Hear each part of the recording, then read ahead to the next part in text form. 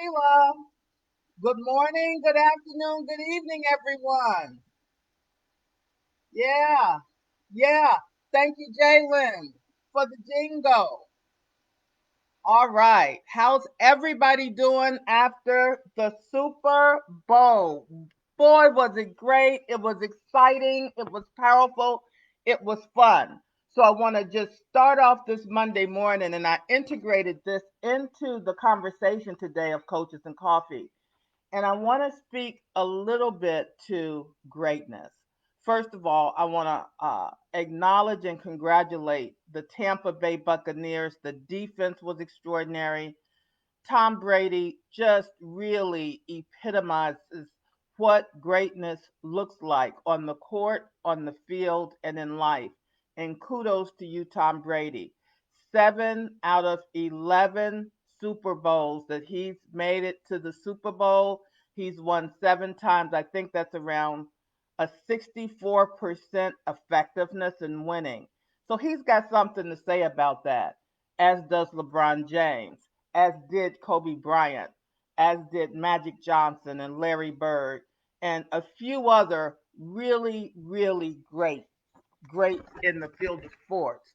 And some of you who are listening are greats in the field and endeavors that you participate in, be it a nurse, be it a doctor, be it a teacher, a principal, an entrepreneur such as myself, a coach, a CEO, uh, just a basic fundamental worker, bringing greatness, the quality of being great, being distinguished or eminent in your field as a professor, as a mom, as a dad. So I wanted to take a minute to one again, acknowledge the Tampa Bay Buccaneers and acknowledge the Kansas City Chiefs, because at the end of the day, the two best teams in the league make it to the Super Bowl or the finals or the National Basketball Association finals. And I want to speak a little bit before we get into all of today's conversation of the leadership that was brought to the Tampa Bay Buccaneers in Tom Brady. Whether you like him or not, who cares? He's got 7 rings. How many do you have? So you might want to listen. You might learn something from him. So, with leaders and that kind of leadership and those high performers in life, there's a certain efficiency, there are certain qualities they have, there's certain ways of being reliable. Now, listen, as you listen to Coaches and Coffee today, you want to listen to yourself. Because if you're listening to me, I promise you, you're up to something bigger than yourself if you're listening to Coaches and Coffee with Sheila. So, as you listen, you want to listen to the results you want to produce and the attributes of what it is to be great or greatness. See, great people, they have vision. They communicate. Well, and you're saying, well, I communicate. No, I mean real communication, open and honest communication, communication that pierces through to the team. See, the first 5 games, and I really want to use the Tampa Bay Buccaneers because they started off losing. They had a new quarterback. They started off losing, but they got the kinks worked out. By the way, it took a whole team, including a team of coaches. But once all of that got aligned, then the opportunity for performance became available, and it became available at a level that's rarely achieved or accomplished. And then you've got to have your how you deliver, how you're going to deliver your goods if you're in business, if you're at work, or with your children. Then you have promises you make. See, big people, people who play a great game, they have promises. First of all, promises they make to themselves, promises they make to their team. And if you're playing a big game, you want to make big promises. Because here's the thing, you might not always fulfill on your promise or what you give your word to, but man, the ground you take, who you end up becoming as a result of those promises that you make to yourself and others, you become a really big person with a very big life. And then it's being responsible, and not responsible like a burden or blame or guilt, but you hold it all. That's one of the things that I love about the quarterback. The quarterback holds it all, and they carry that team. Of course, they're the superstars, and most of them are pretty fine, if you ask me. Good looking, charismatic. There's some other qualities. However, they're responsible for the team. They're responsible for the performance. They're responsible for what they say. They're responsible for their image. It's not about being perfect because nobody's perfect. Nobody. Not you, not your parents. No one's perfect, okay? And then greatness. One of the other attributes is being humble. Like really being humble. It's a gift from God. And now you work that gift and you honed in on that gift, or your parents saw you had that gift and geared your career or your focus. Remember last week, our word for the week was focused you in a particular area so that you could be fulfilled and self express inside of what God put you on this earth to do. And then greatness, one other attribute is being trustworthy. People trust you. People, they trust you to throw the ball. I heard one of the players in the pregame say, sometimes Tom Brady would throw that ball. He says, I don't even know how it ended up in my arms. I don't even know he knew exactly where I was going to be. I didn't even go where I said I was going to be, and it still ended up in my arms. So they play that kind of a fanatical, awesome, and powerful game. And then they're capable, like highly capable in what you're doing, highly capable in what you're saying, highly capable in who you're being. So, and then decisive. One thing, another attribute of being great is really being decisive, being able to make a decision, being able to and live with the decision whether it works out or not. So again, in terms of yesterday, those of us who watched the Super Bowl, I loved it because we were in the presence of greatness. And then sometimes you do get shut down, but the bottom line to Mahomes and your team and your leadership, look, you made it to the Super Bowl finals. You won last year.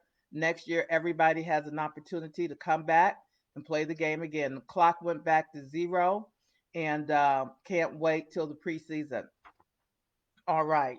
So, the other piece to greatness that I wanted to speak to today to empower you for the week, to set you up to win, is intention.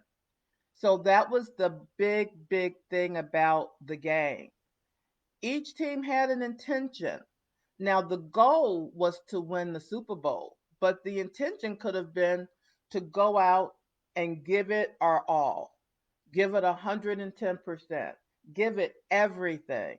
By the way, there are other different things that happen, habits that are formulated and developed in terms of being great at what you do. But those things I won't get into today because we'll be here all day for that. But you want to create intentions in your life. You see, everything that happens in the universe starts with an intention for it to happen. So I want all of us to begin to create intentions for the week. You could create an intention for the year, which is a little distinct from a goal, and I'll talk about that. Or you can create an intention for the day. I create an intention for the week, and I create an intention for the year with my business, which includes my health, my finances, my son, my family. It's inclusive because it's big enough. It's a big enough context for me to hold it all. So you do that the way you see fit. But you want to have an intention represents a commitment to carry out an action, aim, purpose, intent, object, or goal. Intention represents a commitment to carry out an action. So, my intention for this week is to introduce at St. James Media two new products to the world in service of making an impact on people's lives. That's my intention for the week is to introduce two new products, is to introduce two new products to the world in service of making an impact on people's lives or on the quality of people's lives. So then what do you have to do? You want to create two or three goals inside of that you're going to accomplish this week. I'm going to always, when it's me coming to you, we're always going to create the whole conversation around your goals, something you want to accomplish or aim for or plan, that you have a start and end time to complete your goal. Or you can acknowledge what did get accomplished or what did not get accomplished. As we're what? As my cup says today, building your empire. Coaches and coffee. Make sure you have your coffee. Let me take a sip because I've given you a mouthful and I need a little coffee. Hold on. All right, here we go. So when your intention, I'm sorry, when you have an intention, and I want to go back. Nothing ever happens without one. So it's an intention for the when the quarterback throws the football. Let's since we're in the sports today, and I love sports. I can't wait for the NBA finals, etc. Um, when you throw the ball, you don't have an intention to throw it up in the stands unless you need to get rid of the ball, and there are plays where you need to do that. You're throwing the ball down the field with a commitment and an intention. You intend to get that ball across the goal line. So, with your business, you intend to produce certain results in your business, a quality product, a great book, a bestseller. You have an intention or to just hold on, let me go back. Your intention might not be to create a bestseller. Your intention might be to write a book and give it your all and be fully self-expressed about your memoirs or your life or about the story you're actually telling. The outcome might be that it becomes a bestseller. So let me just clarify that. And it could also the intention could be that it's a bestseller as well. However, what I want to focus and zero in on today is having an intention. So, that being said, what's your intention for this week? So, you want to take a few minutes today and create your intention for this week. And inside of that, create two or three goals that you intend to accomplish this week, that you intend to accomplish this week. And inside those goals, again, you want to make sure they're specific, that they're measurable, that you have at least, I would say, 3 to 5 actions per goal. So you want to make sure your goal is not something so simple that as soon as you get off the phone, you've done it. No, that's a to do thing. Your goal is something that's going to require something of you.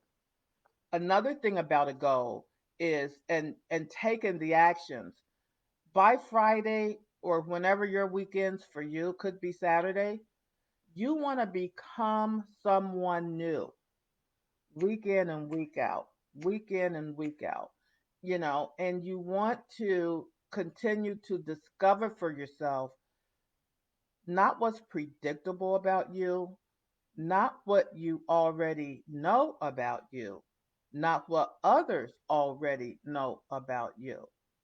You want to start the practice of becoming someone new. Becoming someone new. So, on that note, intention represents a commitment to carry out an action, aim, purpose, intent, object, or goal. And our word for the week this week is perseverance. You want to persevere, to continue in a course of action in the face of difficulty or with little or no prospect of success. So I'm going to say a few things about that because, see, when you persevere, you're not persevering in some. Tom Brady did not know how to win 7 out of 11 Super Bowls. He did know how to practice. He shows up 2 to 3 hours before the game starts. He has won Super Bowls, but never seven, with a new team, with new leaders, with new players, etc. So you persevere again to continue in a course of action in the face of difficulty or with little or no prospect of success. And I'm telling you, when you take on things you don't know how to do, or that requires others, or expertise, or moving up and out of your comfort zone, that's when you become someone new. That's when you become a game changer. So, on that note, have a magical Monday. Have a spectacular week and have a great day. We're going to call it a day for, we're going to call it a morning for Coaches and Coffee with Sheila. Sometimes I forget what I'm doing. And also, I want to remind you all, please listen to my podcast, Sheila Speaks. I'll see you next week. Bye.